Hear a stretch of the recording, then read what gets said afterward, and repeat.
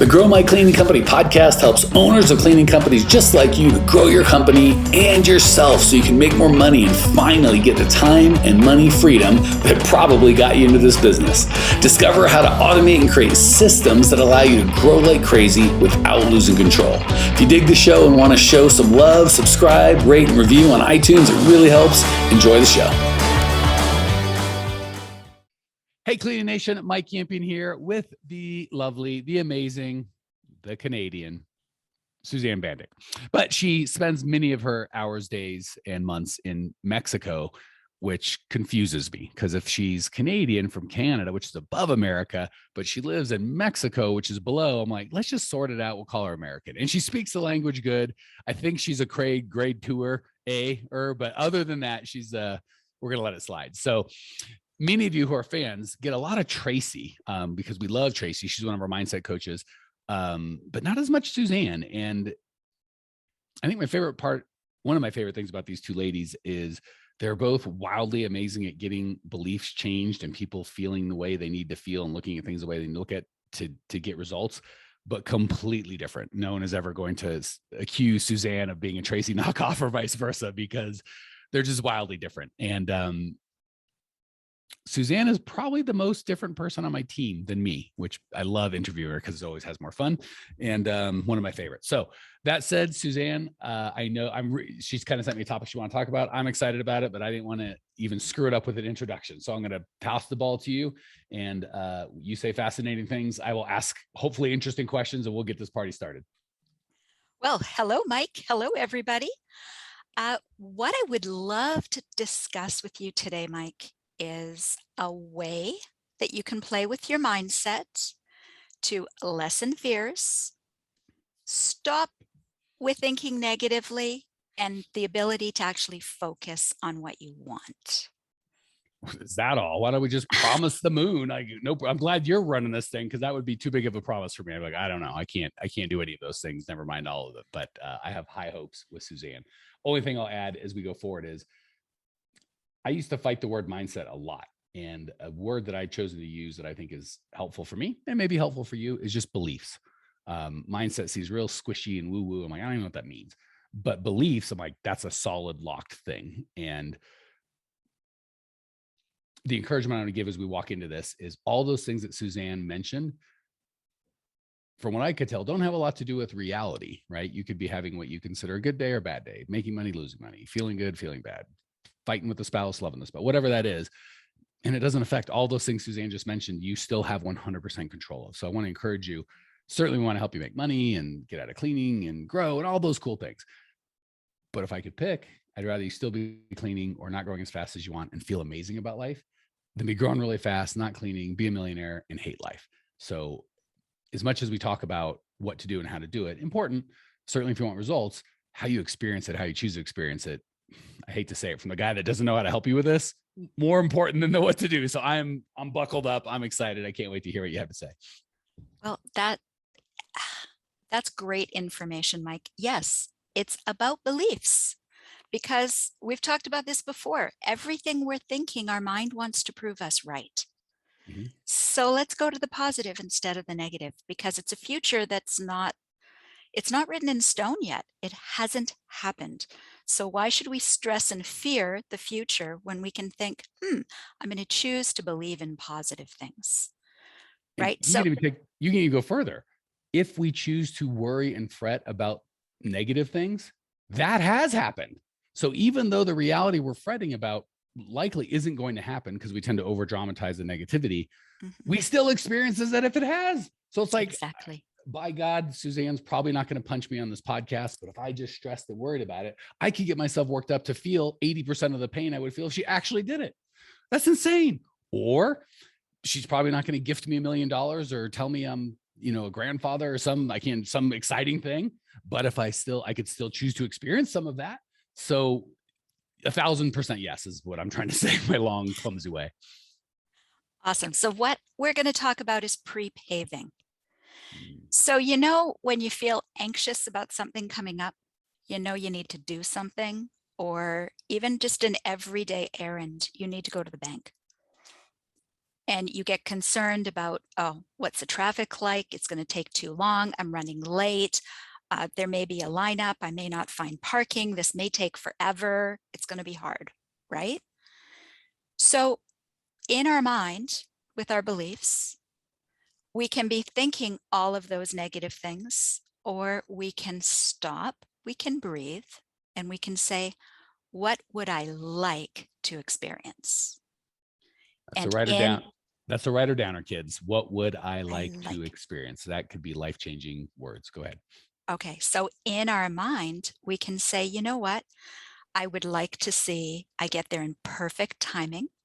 The traffic flows smoothly. I meet the nicest drivers. I find the perfect parking space. There's no lineup when I walk in the bank, and I'm done quickly and effortlessly. And I would like to see that happen. If we focus on what we want to see happen, chances are we're more likely to see that. Mike's thinking. I'm in such agreement with you. I'm just trying to articulate in a way not to detract from what you just said, because 1,000% yes is the short version. The long version, and I love doing this because I'm constantly trying to help people do the things they need to do, which has a lot of, and that's why we have Suzanne and Tracy, because the way they think about it has a lot to do with it. And Suzanne and Tracy are more focused just on the beliefs that they have, knowing that we're going to cover the what to do and how to do it. So how those blend, it's funny, everything you're saying is spot on, but the opposite is kind of what I want people to get as well. It is so frustrating coaching people. Our program is not cheap, it's expensive, it's comprehensive, it's great. Part of what people get or buy is the confidence of knowing what to do and what not to do. And 80% of the people get it, but there's 20%. I actually sent you a help ticket from someone this morning who, I don't want to say they, in my opinion, choose. It probably doesn't feel internally for them that they're choosing, but from an outside perspective, I would say they're choosing to focus on the fears and what if. So even though we're like, do this and this and this and this, and if you just follow the system, you'll get exactly the outcomes that you want. If they took Suzanne's advice and did exactly that, said, I've invested in the system. Obviously, I believe in it. I wouldn't throw money at it if I thought it was full of crap. I've already spent the money. Might as well believe it's going to work. Why, if I didn't think it was going to work, should I save my money? But if I believe it's going to work, I might as well just go all in, right? As long as no one asks me to lie or cheat or steal or do anything weird. Well, we're going to ask you to do weird stuff, but nothing immoral. I'm just going to do it, right? As long as I'm not hurting myself or my fellow man, I'll just go ahead and do it. And I'm exactly what Susan said. It's going to be great. I've got smart people around me. They love me. They wouldn't have invited me in and offered to help if they didn't think I was good enough. There's a whole team of people. This is going to be amazing. And oddly enough, those people get that experience. But when they choose to focus on what if, what about this, or you didn't cover that, or I think something's missing, or they just live in those fears. And no matter, it almost doesn't matter how good or bad the system is. If there's no belief, there's that word again, belief, and they choose to focus on fears that don't even exist. Mm-hmm. It's almost like they're unhelpable. Absolutely, Mike. Let's discuss that for a minute, because I deal with that every day with the people who choose to come into the program. That's why we really have Suzanne on the thing, because when I deal with them, like, just shut up and listen. And that's not effective, apparently. so this is why Suzanne, earmuff Suzanne, could demand double the money. I'd be like, okay, just because I don't know, I don't want to deal with it. B, I don't know how to deal with it, and it seems like wizardry to me. So yes, absolutely, this is what Suzanne deals with. God bless you. Even that, right? Smart people surround themselves with people who fill in the gaps of what they may not do as well. It also helps ease the burden of having to do everything yourself, right? So that's exactly what we talk about, the team. And as far as the stressing and the thinking, oh my gosh, what have I gotten into? This feels like it's too much for me. What if I fail? What if I can't do it? All of that thinking and those beliefs are past thoughts. They're habits that we carry. And so your brain's going to help. When you ask those questions, your brain's like, okie dokie, let's get it. Like they say, let's get more of that. They say for lawyers, don't ask a question that you don't know the answer to. For what we're talking about, don't ask a question that you know the answer to and is only going to bring pain and suffering. What if this doesn't work? before whatever this is, going to the bank, investing in a program, marrying somebody, whatever it is, yeah, ask that question beforehand. Most certainly ask those questions before you get married or before you decide to start your company. But by God, once you've started it, what could possibly good come of? What if my wife cheats on me? What if I cheat on her? What if my business fails? What if? If we can't do anything about it, why? It just Exactly. nothing good can come of it. Exactly. But there's a habit that we have. It's like people are going to say, but Mike, I've always worried about this stuff. Yeah. Right? It's what I do. It's who I am. I Oh, always have to think of the worst case scenario. We all have people like that in our lives. That could be my brother. Thank you very much. hopefully he's not listening, or if he is, he's going, oh, it's the other brother, not me. Hopefully you have two brothers at least. Or the problem is, even if you do have two brothers, the one that's negative is going to go, oh, she's totally talking about me, even if it's Exactly. Right. So we have all that and we say, but this is who I am. Ooh. And that's, And do you what hear the jump Suzanne made? This is what I do. Not great. This is who I am. Well, now you're screwed. As soon as you choose to let that in, this is my identity. Woo! Now we need Suzanne to unravel it because you're screwed. Go ahead, sister. that's exactly what I would like everyone that's listening to focus on is think about how you define yourself. Who are you? And let's talk about our beliefs or mindset. Do we tend to think about the negative because we think we're protecting ourselves? Or do we tend to think about the positive because we want the future to be more rosy? Right? People will say, oh, the negative people will say, oh, but the people who are thinking rosy are Pollyannas. They're just in fantasy land. And I'm going to say to everybody, what reality would you like? Well, Because we choose it today.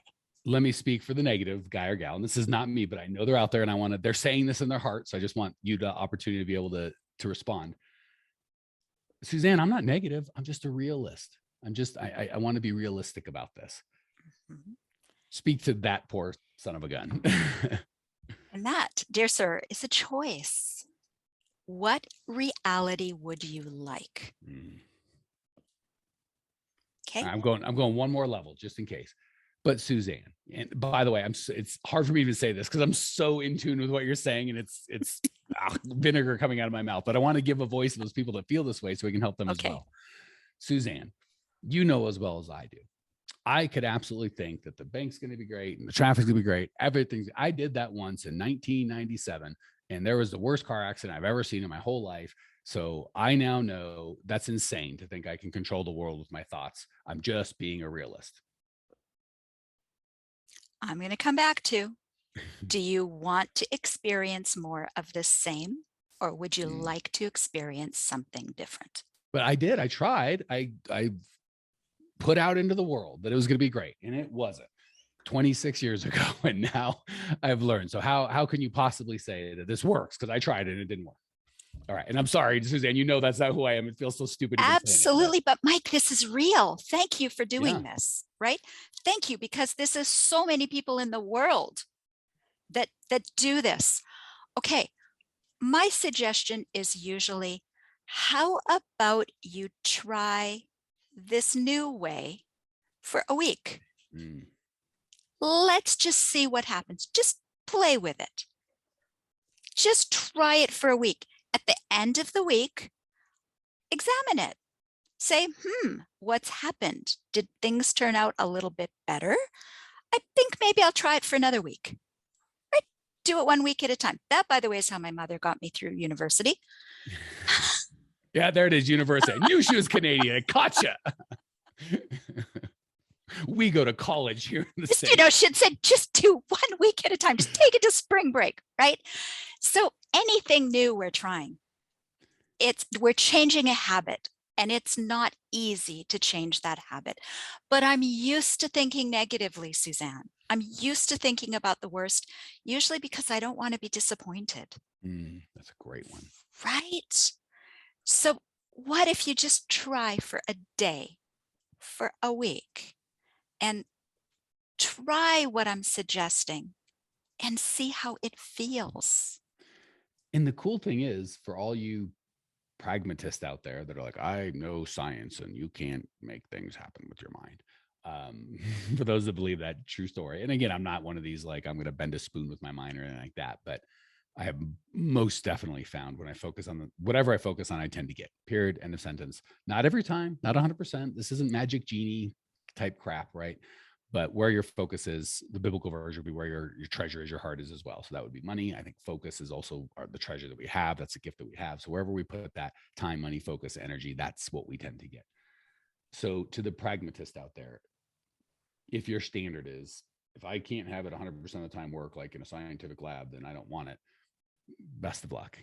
If you're, Suzanne had a really good standard, I think, for a week, focus on what you really want and try and eliminate what you don't really want. Just feel if the experience of your life is better. And there's external. Do you actually get the parking spot that you want more often than you might have? In a week may not be enough time to actually do math, but this isn't a science experiment. I think you probably will get more of what you actually want. I can almost guarantee you'll experience more of what you want. So the cool thing is the external stuff, we have influence, but not control, right? So this mindset, these beliefs can and will influence the world around us, but we have control over how we experience it. Like that's a Tracy, Tracy's not here, but she says, what is it? Pain is not optional, right? We're all going to have pain. Suffering is completely optional. So I think that focus, even for you pragmatists that are just like, you can't prove it. Fine. I can absolutely prove your experience will be wildly different. Even if not one iota of a thing changes in the world, it'll be different. So how do we do that when I do visualize and I think I did it perfectly and I still have the worst day of my life? How do I still win for myself in that circumstance? And I think it's going to happen less and less, but it's not going to happen zero. Okay, well, I'm going to come back to what did you really believe? Hmm. So there's a difference between saying 10 beautiful affirmations of what you want for your life, right? Well, people will say, but I say all these affirmations every single day and nothing happens. Hmm. So if you're saying the affirmation and you're kind of going in the back of your head, yeah, right, I don't really Hmm. believe any of it, it doesn't happen. So are you really going to believe that? Maybe. And we're not asking to go from a negative to the world's going to be rosy. We're asking, can you say it might be a little bit better if I try to think about things in a different way? Or even, and this is probably too advanced, tell me if I'm jumping way too ahead.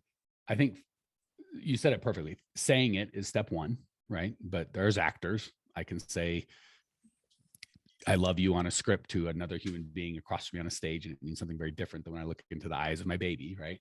Um, so they're saying it, which has some power. There's thinking it or believing it. That's got more power. And in my opinion, and sort me out if I'm completely backwards, Suzanne, feeling it is going to circumvent all of that and get right to the nub of it. So if I'm going, I'm going to have a good day, it's going to be the best, repeat, I'm going to have a good day, it's going to be the best. My feelings are, this is stupid, it's not going to work, I have a garbage day. I think you tell me, I think you know more of the physiology of it, but I believe our feelings just have that like highway to our brain, whereas our mouth kind of has a back road kind of a thing. Absolutely. Let me give everybody a checkpoint. If you're feeling good, you're believing what you're saying. If Mm, you're feeling bad, you're believing what you're saying. so So true. check back in what you're thinking, what you're saying, and you'll know, am I thinking positive? Am I thinking that things, I'm pre-paving a successful day or a successful meeting or a successful, I deal with this all the time in the program. I've got to make a price increase call, Right. right? What does our mind do? Our mind goes to, oh my gosh, everything bad is going to happen. I'm going to lose them. They're going to say no. That's where our thought goes. How about if you take a second, you breathe before you make the phone call, and you say, I'm going to anticipate that I say just the right words and they understand and they say, of course. And let me prove it for all of you guys. You'll have, our gals, you'll have this experience. Every single one of us that's over 7.5 years of age has encountered two kinds of people. One, they just know when you've got a meeting or a call or that person's number comes on the caller ID, you get a little bit of okay, it's Mike. Here we go. And God willing, many of us have people that you see them on your calendar or your caller ID and you're like, oh, Suzanne, like she's one of those human beings where she and I don't get to talk as much as I like. So every time we do it, and for those of you that are missing the YouTube, you're missing the smile. Her smile is just 1,000 watt. It just such a mom smile. I'm sure your kids just feel super loved. And we've all experienced those people. And how I relate to Suzanne is wildly different. And I try to be a super positive guy and love everybody. And I try to, give everyone my best, regardless of how they show up. But I'm a human and you're human, and every other person you're going to deal with on the face of the earth is a human. So my experience Suzanne's experience with me, she can't control how I show up, but holy heck, she's probably like, man, Mike just seems to like me a lot. And it's like, yeah, and whose fault or responsibility, and that's how Suzanne shows up. Like she makes it so easy to like her. And I'm guessing that's not my relationship with her. I know that's how she goes about the world. And I'm sure she has her share of people flipping her off or crazy people, but I'm guessing that share is very small. And the share of people that are like, I love Suzanne. I can't wait to talk to her. She's the one. And I already know without knowing, in your family, you're the one people come to, whether it's moms or daughters or sisters. Suzanne's the one that they just come to. So if we've all had that experience with other humans, we got to recognize we're on that spectrum ourselves. And if we are constantly like mopey Dawn, like Eeyore, things suck, it's going to be the worst. You're just such a repellent energy. No one even wants to be around you. Probably you don't want to be around you, but you're stuck. It's you, right? And when you've got that energy Suzanne's talking about, it's so attractive. Everybody wants to be around you. You want something everybody can write down? Always. We attract what we're thinking about. That's a good one. We attract what we're thinking about. It's beautiful. Okay. My attraction, I am always thinking. Everybody have been at this mindset stuff for a long time in the beliefs, right? But I always meet the nicest people. That's a very simple affirmation for me. And I truly believe that. Now let's talk about beliefs for a minute. I started saying this, and what happened was my mind started finding in my reality, I started focusing on the nicest people. Or they would say something to me and I'd pull out what they said that was super nice. And my mind was going, see, you're right. You do meet the nicest people. And before I knew it, it was getting easier and easier. And the belief is something I would take to my grave.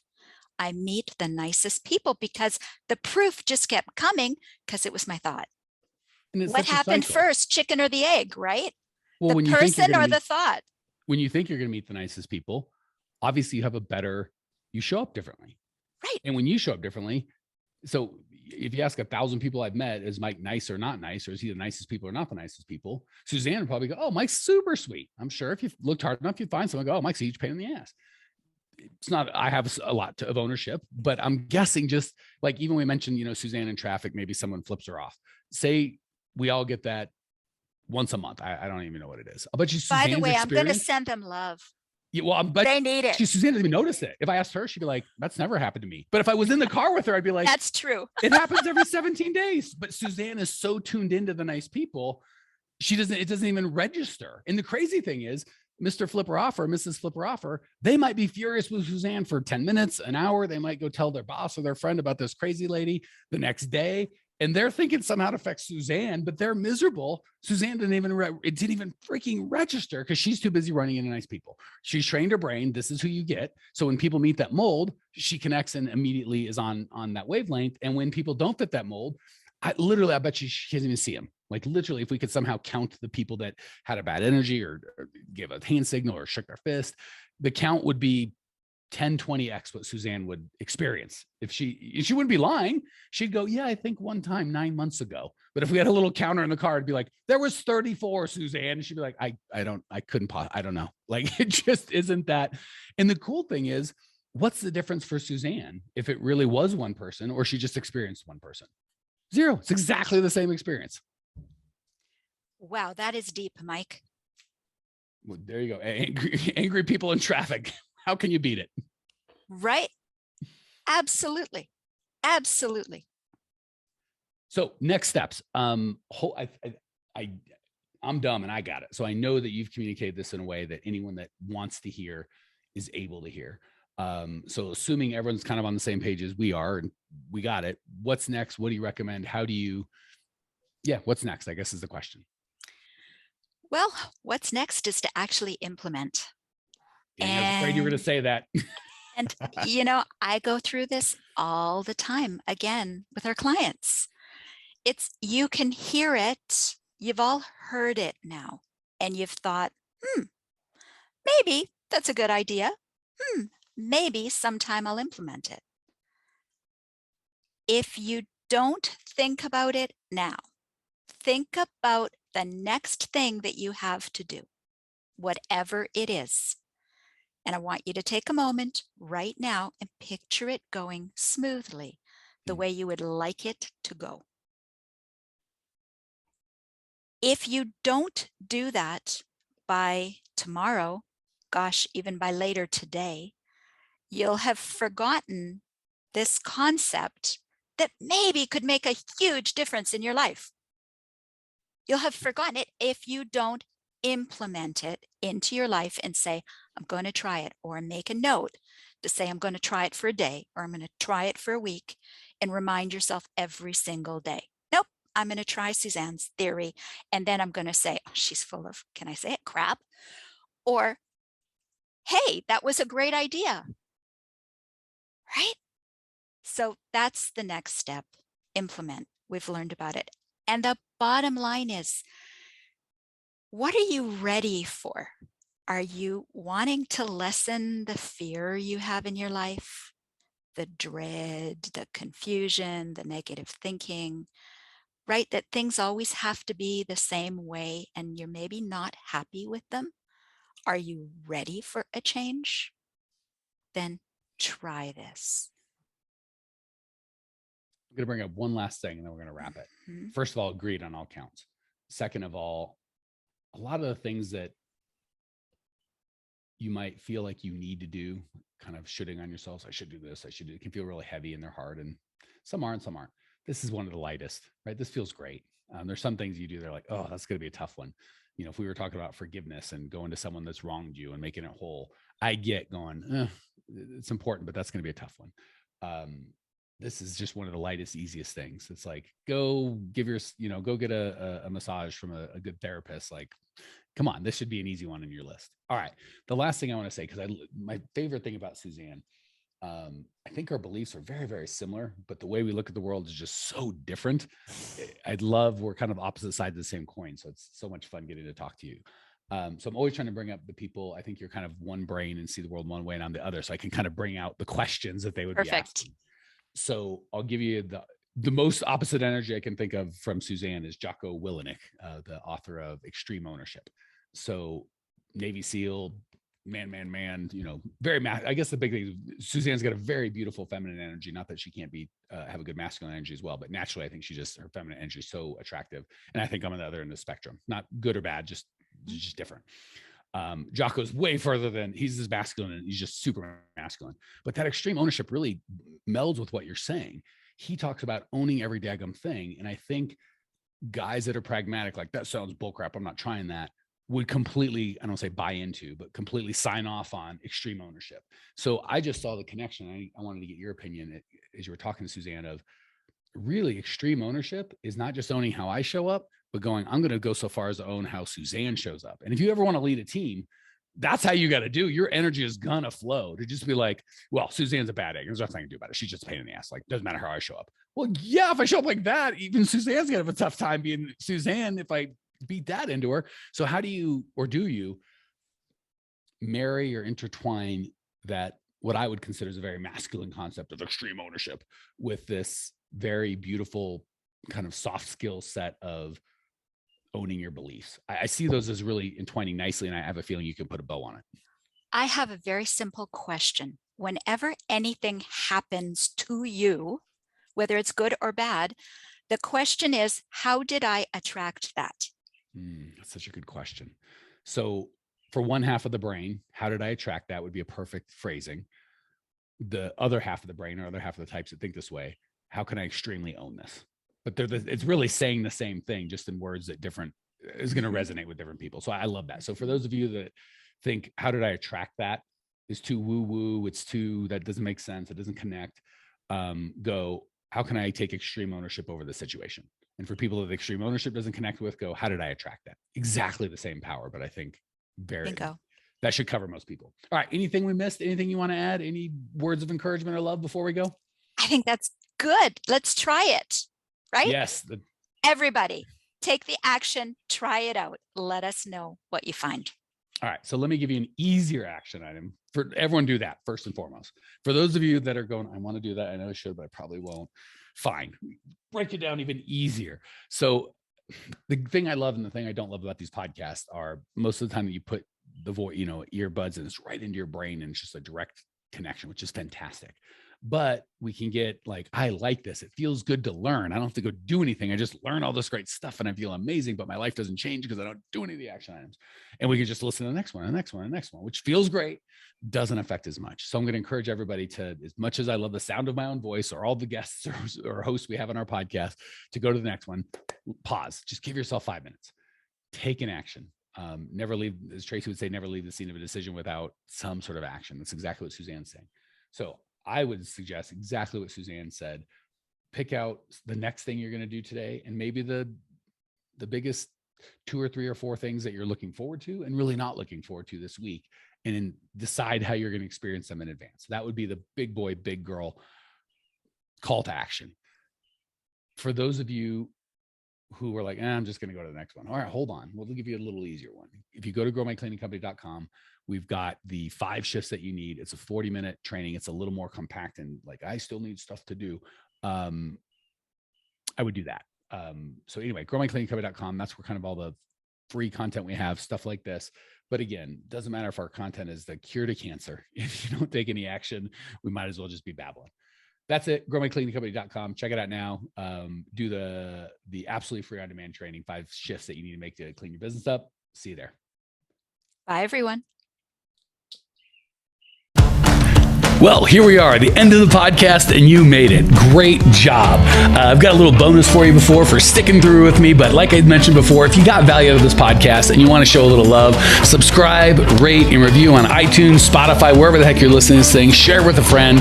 Share the love. And as a special thank you for those of you that stuck with me to the end, how about I give you my personal phone number so we can text? It's a great way for me to get to know you, your business, your goals personally. So shoot me a text now, 602-932-6431. That's 602-932-6431. I am the only one who responds to these texts, and I will personally respond to everyone I possibly can as long as this number is manned. Don't know how long we're going to keep this at the end of the podcast, so grab it now, 602-932-6431. Give me a text, say hey, can't wait to meet you.